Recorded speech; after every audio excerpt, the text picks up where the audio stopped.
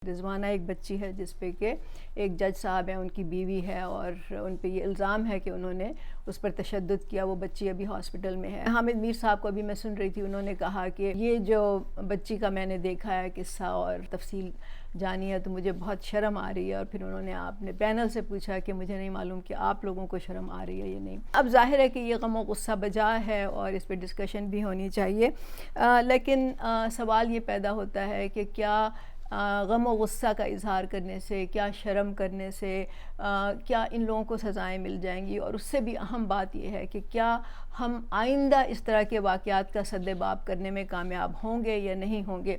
ये एक बहुत बड़ा सवाल है और इसके पीछे बहुत से अवामिल हैं, बहुत से मुहर्रकात हैं जिसकी वजह से ये परपेचुएट हो रहा है। 2022 में आपने, मेरा ख्याल है कि 10 साल एक बच्चा था, उसको भी टॉर्चर किया गया। वो शायद 2 भाई थे, कामरान था एक का नाम, जिसकी डेथ भी हो गई थी।